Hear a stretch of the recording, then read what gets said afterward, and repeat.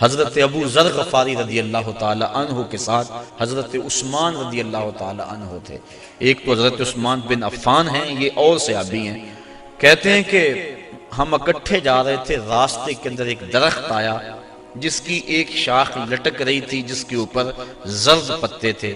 حضرت ابو ذر نے ان کو پکڑ کے شاخ کو زور سے جنبش دی، جتنے بھی پتے تھے زرد وہ گر گئے اور شاخ اریاں ہو گئی۔ میں اس منظر کو دیکھ کے محظوظ ہوتا رہا۔ پھر حضرت ابو ذر غفاری میری جانب متوجہ ہوئے اور کہنے لگے، اے عثمان، تو نے پوچھا نہیں کہ میں نے اس شاخ کو یوں پکڑ کے جھٹکا کیوں دیا ہے؟ تو کہتے ہیں میں نے کہا اچھا پھر آپ بتا دیں کہ آپ نے شاخ کو جھٹکا کیوں دیا ہے۔ کہا ایک دن میں حضور کے ساتھ جا رہا تھا، راستے میں ایسا ہی ایک درخت آیا اور اس کی شاخ تھی جس پہ زرد پتے تھے، آقا کریم نے اس کو پکڑ کے جنبش دی، پتے یوں ہی جھڑ گئے۔ میں اس منظر کو دیکھ رہا تھا، آقا کریم نے میری طرف دیکھ کر کہا، ابو ذر تو نے پوچھا نہیں میں نے شاخ کو جنبش کیوں دی ہے؟ تو میں نے یوں عرض کی، حضور آپ بتا دیں کہ آپ نے کیوں جنبش دی؟ تو کہا اے ابو ذر، جس طرح میں نے شاخ کو جنبش دی اور سارے پتے جھڑ گئے، اس طرح جب کوئی بندہ نماز کے لیے کھڑا ہو جاتا ہے سارے گناہ جھڑ جاتے ہیں۔ آقا کریم علیہ السلام نے معراج کی رات جو خاص چیزیں دیکھیں اور امت کو بیان فرمائیں، لِنُرِيَهُ مِنْ آیاتنا، اور معراج کا مقصد تھا محبوب کو بہت کچھ دکھلانا، سب سے بڑی دولت اپنا دیدار اور بہت کچھ۔ جنت دوزخ کا جو ہے حضور نے مشاہدہ کیا، تو حضور نے کچھ لوگوں کو دیکھا کہ ان کے سر پتھر کے ساتھ کچلے جا رہے تھے، اور پھر اس کے بعد پھر وہ ٹھیک ہو جاتے، پھر دوبارہ ان کو کچلا جاتا۔ تو جبریل امین سے حضور علیہ السلام نے پوچھا کہ یہ کون لوگ ہیں اور ان کے سر کیوں کچلے جا رہے ہیں؟ تو جناب جبریل امین نے عرض کی کہ حضور یہ وہ لوگ ہیں کہ جن کے سر نماز کی وجہ سے بوجھل رہا کرتے تھے، اور آج ان کو یہ سزا دی جا رہی ہے۔ تو نماز سے سروں کا بوجھل رہنا یہ اس قدر کبھی امر ہے کہ قیامت کے دن اس کی سخت سزا ہوگی۔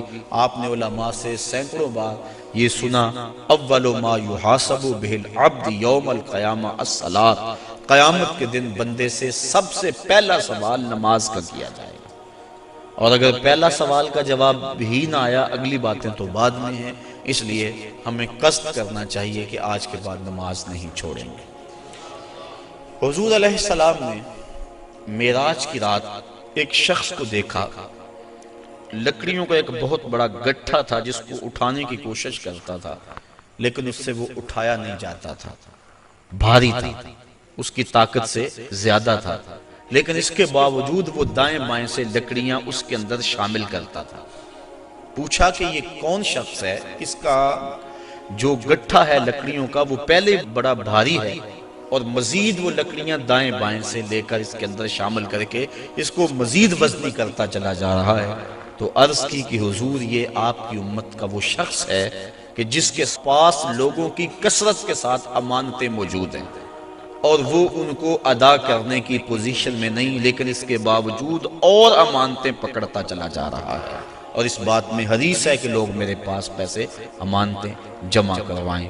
تو کل قیامت کے دن اس صورت کے اندر جو ہے وہ اس کی سزا دکھلائی گئی کہ اس گٹھے کو اٹھانے کی کوشش کرتا ہے۔ اور ایک روایت میں آتا ہے کہ کل قیامت کے دن جس شخص نے لوگوں کی امانتیں دینا ہوں گی تو اس کو لوگ پکڑیں گے اور کہیں گے ہماری امانتیں واپس کر۔ وہ کہے گا اب اس وقت تو میرے پاس کچھ نہیں ہے۔ اسے فرمایا جائے گا کہ جو ان لوگوں کی امانتیں تیرے پاس ہیں وہ ایک جگہ رکھی ہوئی ہیں، اگر تو ان کو وہاں سے لا کر کے دے دے تو تیری جان چھوڑ سکتی ہے۔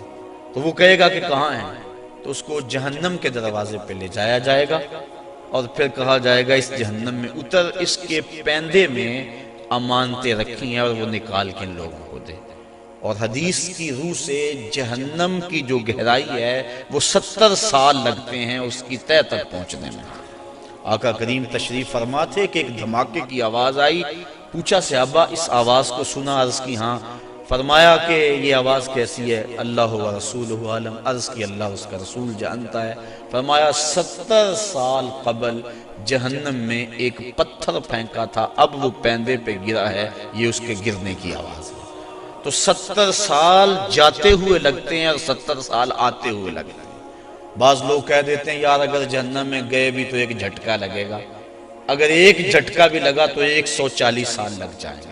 فما اصبرہم علی النار، لوگوں کا آگ پر کتنا بڑا حوصلہ ہے کہ وہ ایسی باتیں کر جاتے ہیں۔ اب اس کو 70 سال جہنم کے پیندے تک اترنے میں لگیں گے۔ وہاں واقعی امانتیں جو لوگوں کی اس نے پکڑی ہوئی ہوں گی وہ موجود ہوں گی، ان کو پکڑ کے پھر 70 سال تک اوپر آئے گا، اور جب وہ کنارے پہ آ کے باہر نکلنے لگے گا پھر پاؤں پھسل جائے گا، اور پھر 70 سال تک لڑکتا ہوا نیچے چلا جائے گا، پھر 70 سال بعد آئے گا، اور جب اس کی دیوار کے آخر تک پہنچے گا لیکن پھر اس کا پاؤں پھسل جائے گا۔ لوگوں کی امانتیں ہڑپ کرنے والے کو قیامت کے دن یہ سزا دی جائے گی۔ میں اور آپ اتنا بوجھ اٹھائیں جتنا ہم اٹھا سکتے ہیں، اور ہمیں دیکھیں کہ ہم ہمارے ذمے جو ہے وہ کسی کا غصب کیا ہوا، کسی سے رشوت میں لیا ہوا، اور کسی کی مجبوری سے فائدہ حاصل کر کے اس سے مال لیا ہوا، اور دیوار رکھتے ہوئے ہم سائے کے 2 انچ دبائے ہوئے، ہم سب کچھ دیکھ سکتے ہیں اور اپنے مستقبل کی منصوبہ بندی کر سکتے ہیں۔ حضور علیہ السلام آگے گئے تو آقا کریم نے دیکھا کہ کچھ عورتیں ہیں کہ جو چھاتیوں کے بل لٹکائی گئی۔ فرمایا کہ یہ کون سی خواتین ہیں؟ تو عرض کی کہ حضور آپ کی امت کی یہ وہ عورتیں ہیں جو زنا کیا کرتی تھیں، اور آج ان کو یہ سزا دی جا رہی ہے۔ اس سے آگے بڑھے تو دیکھا کہ کچھ لوگوں کے سامنے خوشبودار اور چھوٹے چھوٹے ٹکڑے گوشت کے پڑے ہوئے ہیں، لیکن وہ اس کو نہیں کھا رہے۔ آگے بدبودار اور متعفن کھانا پڑا ہوا ہے، گوشت پڑا ہوا ہے، وہ اس کو کھا رہے ہیں۔ پوچھا کہ یہ کون لوگ ہیں؟ تو جبریل نے عرض کی کہ آپ کی امت کے یہ وہ لوگ ہیں کہ جن کو حلال بیویاں میسر تھی، لیکن اس کے باوجود وہ بازاری عورتوں سے اپنا منہ کالا کیا کرتے تھے۔ تو کل قیامت کے دن ان کو سخت سزا دی جائے گی۔ آگے بڑھے تو حضور علیہ السلام نے دیکھا کہ کچھ لوگ ہیں کہ جن کے پیٹ بہت بڑے ہیں اور ان کے اندر سانپ ہیں، تو وہ کھڑے ہوتے ہیں لیکن پیٹ کا بہت بڑا ہونا ان کو کھڑا نہیں ہونے دیتا، پھر گر جاتے ہیں۔ پوچھا کہ یہ کون لوگ ہیں؟ تو بتلایا گیا کہ یہ وہ لوگ ہیں جو سود کھایا کرتے تھے۔ سود کی حرمت قرآن مجید میں بڑی وضاحت کے ساتھ آئی، اور فرمایا سود لینے والا، حضور نے ارشاد فرمایا سود دینے والا، سود کی رقم پہ گواہ بننے والا اور سود کی رقم کے معاملے کو لکھنے والا گناہ میں برابر کے شریک ہے۔ تو اس لیے ہمیں ان چیزوں سے بچنا چاہیے۔ ایک حدیث میں آیا، آقا کریم نے ارشاد فرمایا، حضرت علی المرتضیٰ سے روایت ہے، فرمایا 7 اشخاص ایسے ہیں جب تم انہیں قبر میں دفن کر کے آتے ہو تو ان کے رخ قبلے سے پھیر دیے جاتے ہیں، اور ساتھ فرمایا فَاذْهَبُوا وَانْبُشُوا قُبُورَهُمْ فَإِن لَّمْ تَجِدُوا هَٰكَذَا مَا قُلْتُ لَكُمْ فَهُوَ بَاطِلٌ، کہا جاؤ جا کے قبریں اکھیڑ کے دیکھ لو، اگر ایسا نہ پاؤ جیسا میں کہہ رہا ہوں تو آ کے کہہ دینا کہ غلط کہا تھا۔ عرض کی قیلا من ہم یا رسول اللہ صلی اللہ علیہ وسلم، عرض کی حضور یہ کون لوگ ہیں کہ جن کے رخ قبر میں قبلے سے پھیر دیے جاتے ہیں؟ تو حضور نے ارشاد فرمایا شارب الخمر و بائع البش و شاہد الزور و آکلۃ الربا والنائحۃ والمحتقر و تارک الجماع۔ 7 اشخاص گنوائے۔ پہلا شارب الخمر، شراب پینے والا۔ ایک روایت کے لفظ ہیں کہ شراب اپنے لیے بنانے والا، کسی اور کے لیے بنانے والا، شراب پینے والا، شراب پلانے والا، شراب بیچنے والا، شراب خریدنے والا، اور جس کے لیے شراب خریدی ہے